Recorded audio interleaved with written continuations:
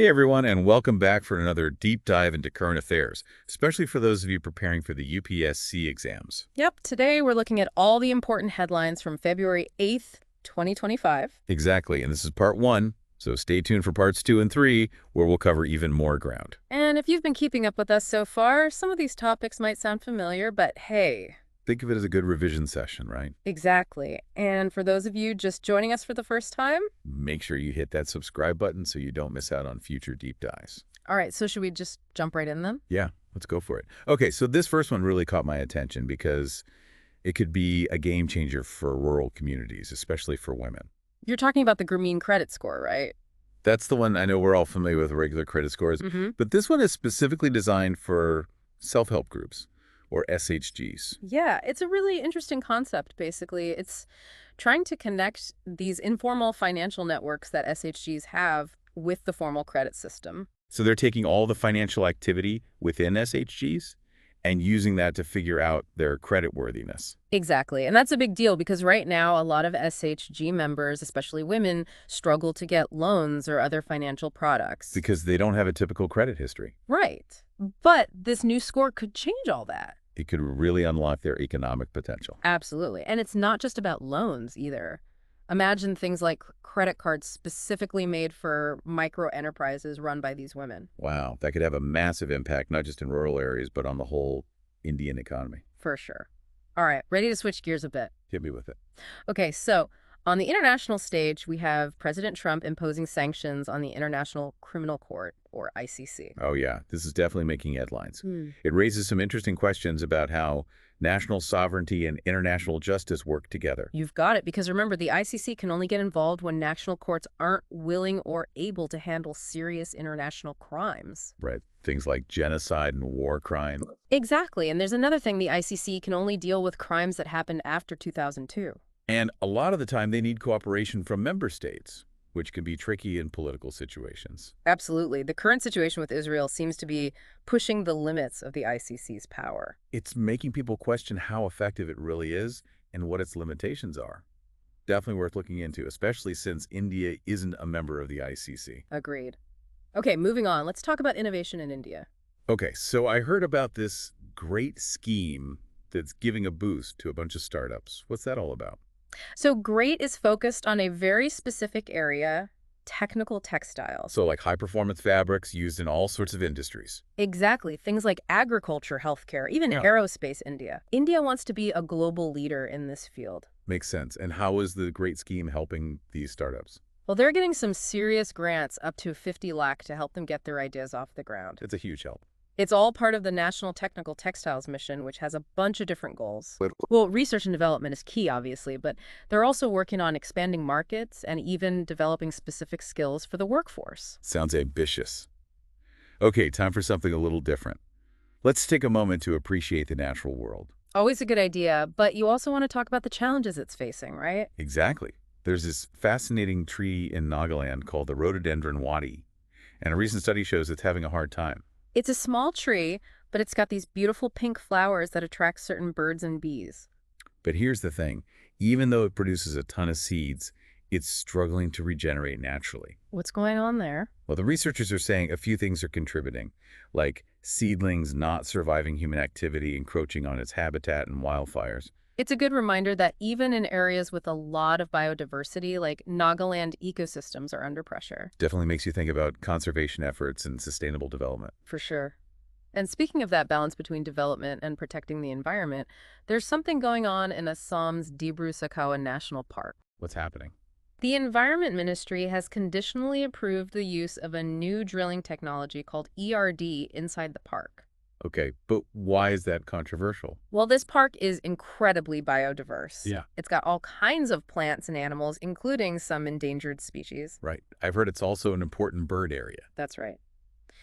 So any activity inside the park, even for research, raises concerns. So it's a question of whether the research is worth the potential risk to the ecosystem. Exactly. What do you think? It's a tough one. You have to weigh the potential benefits against the potential harm. Okay, get ready to have your mind blown, because now we're talking about the Jevons Paradox. Oh, this is a good one. Even big names like Satya Nadella have been talking about it. It challenges our usual thinking about efficiency, doesn't it? Totally. It basically says that sometimes making something more efficient doesn't actually reduce consumption. It can actually increase it. Exactly. It's kind of a paradox. It is. So give me an example. Okay, think about fuel-efficient cars. They use less gas per mile. Right. But what if people end up driving more because of that? I see. So the overall fuel consumption might not actually go down. Precisely. It's something to think about when we talk about things like renewable energy or even digital technology. It makes you realize that sustainability is more complicated than it seems. For sure. All right, let's end this part on a positive note. I like it. There's been a huge increase in the number of waterfowl at the Pong Dam Lake Wildlife Sanctuary in Himachal Pradesh. That's great news. They counted over 150,000 birds from 97 different species. Wow. And this is a man-made wetland, right? It is, and it's a really important stop on the Trans-Himalayan Flyway, which is a major bird migration route. I also heard that it's a Ramsar site. You're right, which means it's recognized globally for its biodiversity and conservation efforts. That's awesome. So this increase in bird numbers shows that conservation efforts are working. Yeah, it gives us hope that these important habitats can keep thriving. I agree. So that wraps up part 1 of our February 8th deep dive. We've covered a lot, but there's more to come, so stay tuned for parts 2 and 3. And while you're waiting, think about this. How can we apply what we learned about the Jevons Paradox to India's development goals? It's definitely something to think about. All right, we'll be back soon with more insights. See you then. Yeah, it really highlights the complexities of development and progress. Now let's shift gears a bit and talk about a topic that unfortunately shows us some of the challenges that still exist in India. You know, the recent tragic incident involving the Kanjar tribe in Bihar. Right. It's heartbreaking. It brings up some tough questions about discrimination and prejudice that some communities still face, even today. It definitely does. And, you know, the Kanjar tribe has a long and complex history in India. Yeah, tell me more about that. Well, during British rule, they were actually labeled as a criminal tribe. Wow, that's awful. It is, and that led to a lot of stigma and disadvantages for them. Even though they were officially decriminalized after independence, the effects of that label are still felt today. It's incredible how historical injustices can have such a lasting impact. It makes you wonder how many other nomadic or semi-nomadic tribes are facing similar issues. It's an important point, and it's a reminder that true progress isn't just about economic development, but also about social and cultural inclusion. Couldn't agree more. And it's also crucial to recognize and celebrate the rich cultural heritage of these communities. For sure. Like the Kanjar tribe, for instance, they have their own unique language called Kanjari, and they're known for a vibrant folk dance called Chakri. It's amazing how diverse India is. Okay, let's move on to some defense news. I read that India is investing a lot in ammunition for its Pinaka rocket systems. Yeah, that's a significant move. The Pinaka is a key part of India's artillery power. It's a multiple rocket launcher developed by DRDO, and it can hit targets up to 75 kilometers away. It's a pretty powerful weapon. It is. And this investment shows that India is serious about strengthening its defense capabilities. So it's not just about having more ammunition, it's about being prepared for anything. Exactly. In today's world, you have to have a strong and modern defense system. And the Pinaka, with its quick response time accuracy and different types of warheads, definitely helps with that. Absolutely. Okay, now let's talk about ISR. They had a bit of a setback recently with the NVS-02 satellite, which was meant for India's own navigation system, NavIC. Yeah, what happened there? Well, there was a thruster failure during deployment. Oh, no. Yeah, it meant the satellite couldn't reach its planned orbit.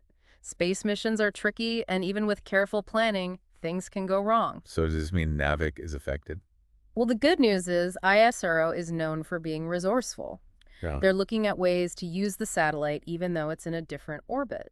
So they might be able to salvage something? Hopefully. They might have to come up with some creative solutions, but I wouldn't underestimate them. That's good to hear.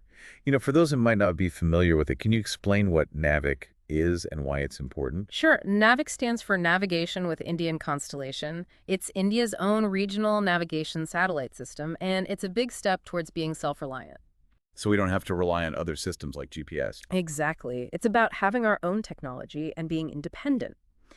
NavIC provides accurate location data for all sorts of things like transportation, disaster management, even personal navigation. So it has a lot of applications. It does, and having our own system is really important for national security and for boosting different sectors in India. All right, welcome back, everyone, from part 3 of our deep dive into current affairs for February 8th, 2025. We've still got some ground to cover before we wrap up. Great. What else do we have? Well, remember the Jevons Paradox we were talking about earlier? Yeah, that idea that sometimes making something more efficient can actually lead to people using more of it. Right. It's not just some theoretical thing either. Right. It has real implications, especially for India's development. So how does it apply to India? Well, look at renewable energy, for example. India's doing great with solar and wind power. Yeah, that's helping to reduce our carbon footprint. But what happens when those technologies become even more efficient and cheaper? I guess people might start using a lot more energy. Exactly. And that could offset some of the environmental benefits. So it's a bit of a balancing act. It is, and it shows us that we need to think about development in a more holistic way, not just focusing on technology, but also on how people behave and consume resources. So it's about finding sustainable solutions that don't just shift the problem around. That's it. The Jevons Paradox reminds us that there are no easy answers. Makes sense. Okay, before we finish up, I wanted to go back to the Grameen Credit Score for a minute. Sure. What about it? It sounds like a great idea, but I imagine it might be tricky to actually put it into practice across the whole country. You're absolutely right. Rolling out a system like this, especially in rural areas, is going to have some challenges. Like what? Well, first you have to make sure the data is accurate. The whole system depends on having reliable information about SHG transactions. Yeah, that's crucial. And then there's the issue of educating SHG members about what credit scores are and how they work. So they understand how it can benefit them. Exactly. And another important thing is making sure the system is fair and doesn't create more inequality. So avoiding any biases in the algorithms or criteria. Exactly. We don't want to end up excluding the people who need this the most. It sounds like a lot of work, but it could have a really positive impact. It definitely could. If it's done right, the Grameen Credit Score has the potential to be a game changer for financial inclusion in India. And that's it for our February 8th deep dive, everyone. Hopefully you found it helpful and informative. We covered a lot of ground today.